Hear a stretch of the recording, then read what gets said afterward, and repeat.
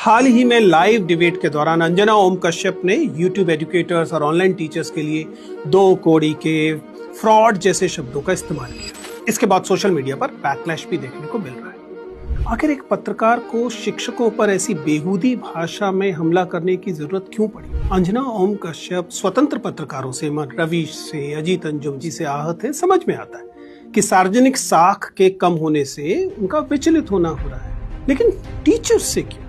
स्वाभाविक है कि नीट को लेकर, एनटीए को लेकर, सीबीएसई के मामले को लेकर सरकार से या सत्ता से सवाल पूछने का काम स्वतंत्र पत्रकार ही नहीं कर रहे थे, बल्कि वे टीचर्स भी कर रहे थे जो अपने स्टूडेंट्स के साथ इन मामलों में आकर खड़े हो गए। अब ये चूंकि अटेंशन इकोनॉमी है और शिक्षकों के पास भी थोड़ी बहुत अटेंशन आ गई है, इस बात ने अंजना जैसे पत्रकारों को खुद के लगातार इर्रेलेवेंट होने, अप्रासंगिक होने का एहसास कर, और इसीलिए वो तमाम गरिमा और भाषा भूलकर विफर गई। कोचिंग और यूट्यूब में शिक्षक का कारण नहीं इतने स्वीकार्य और सम्माननीय बन गए, बल्कि यह उस पूरी औपचारिक शिक्षा व्यवस्था तंत्र यानी कि प्रशासन की ही नाकामी से उपजे है, जिनका इसी प्रशासन का काम था कि युवाओं का मार्गदर्शन किया जाए सामान्य तरीके से। मैं बिल्कुल नहीं कह रहा हूं कि टीचर्स को सेलिब्रिटी बना दो। मैं ये भी नहीं कह रहा हूं कि लाखों स्टूडेंट्स जो हैं उनकी जर्नी आसान बनाने वाले लोगों को आप अचानक दो कड़ी का कहने लगे।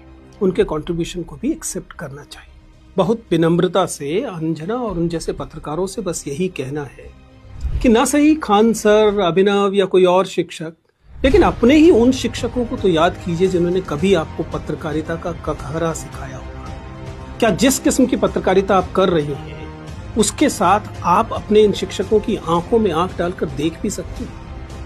या फिर उन शिक्षकों को भी दो कौड़ी का मानकर आप इनसे कोई सरोकार नहीं रखना चाहिए? आखिरी बात, स्कूल के शिक्षकों को आपने पशुगणना में लगा दिया, घरगणना में लगा दिया, भूसा इकट्ठा करने में लगा दिया, और कॉलेज और विश्वविद्यालय के शिक्षकों को आपने अर्बन नक्सल कह दिया, एंटी नक्सल कह दिया, ऑनलाइन शिक्षकों को आपने दो कौड़ी का मान लिया।